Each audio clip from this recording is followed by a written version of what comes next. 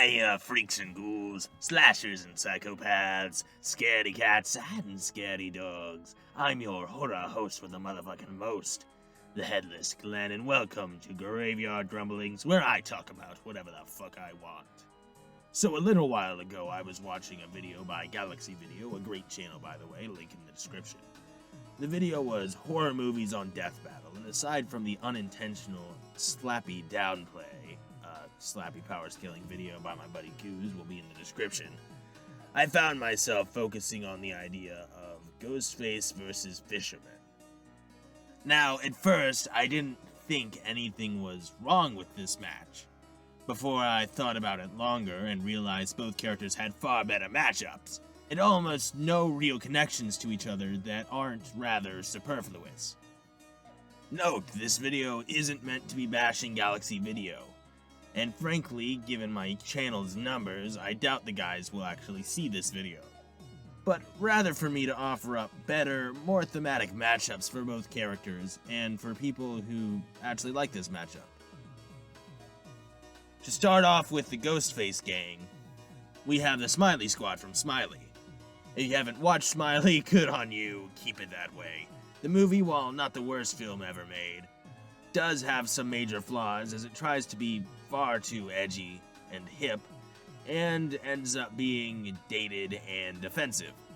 But in the end, in my opinion, the group in this film, consisting of 8 individuals, Proxy, Binder, Zane, Stacy, Crash, Kells, and possibly Deception and Flasher, are really the Ghostface gang's best matchup. By the way, when I'm talking about the Ghostface gang, I'm referring to the original Ghostfaces that were allegedly there from the beginning, that being Billy Loomis, Stu Macher, and Roman Bridger. This is important as, at least in my opinion, Ghostface is more than just the mask, but also the characters who have worn the mask. So I wanted a matchup that would tie into that. Both are groups of teens that wear masks and black outfits, while mainly using knives, though they do possess firearms that aren't standard. Zane has his own gun, while Billy and Loomis have possession of Dewey's gun, and Roman has possession of Kincaid's. Both are known for their usage of communication technology, video chat for the Smiley Squad, and telephones for the Ghostface gang, using these methods to unnerve the targets they have chosen. Both groups have taken their looks from something within the universe to inspire fear, that being the urban legend of Smiley for the Smiley Squad and the Father Death outfit for the Ghostface gang. Both have a member, Binder and Billy Loomis, who get close to the protagonist and become love interests before the member fakes their death at the hand of one of their partners.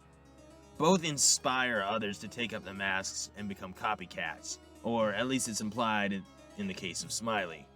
So yeah, I would definitely say this is the best for both. Definitely the best for Smiley, at least where the squad is concerned. As for the battle track, I personally am partial to Scream for the Lows. Just feels right, in my opinion. As for who wins, well, that's arguably up for debate, but most likely the Ghostface gang. You see, the Ghostface gang is definitely more physically capable. The Smiley Squad's best feat is potentially knocking a teenager out once, whereas the Ghostface gang borders on the superhuman in almost all stats. The issue for them comes in when it's an 8v3 fight, meaning they could potentially get swarmed and just stabbed to death. They also wouldn't have the firearms most people give them for some reason, despite it being canonically shown they don't actually have them. Thing is, the Ghostface gang has actually killed a lot of people, whereas the Smiley Squad has only faked deaths and got Ashley to kill herself accidentally. So it's a group of actual killers versus a group of almost wannabes. So the inexperienced group would likely be gutted, despite their numbers. As for the fight, given both groups are known for faking their deaths, I would assume that shit would happen a lot in the fight, with Ghostface likely catching on to it rather quickly. I would also like some implementation of a phone call or video call. Maybe have the fight take place in a school with a computer lab or something like that, so the computers can be used. Also, I think given the small scale these characters are on, might as well make it live action, though I understand if it would need to be in sprites given how many characters there would be. This is also a match where I would be perfectly fine if they bashed the Smiley as a film, as it kind of deserves it for how it tries to treat itself. I say this as someone who used to like the film, and when I was a kid, I actually thought it was one of my favorite films. Those were weird times. But, yeah. Now, for the Fisherman, Ben Willis, his best matchup that I have found at this moment is the killer Brenda Bates from the movie Urban Legend. While her connections are admittedly more flimsy than Smiley and Ghostface, I would still say these are better connections than Ghostface's.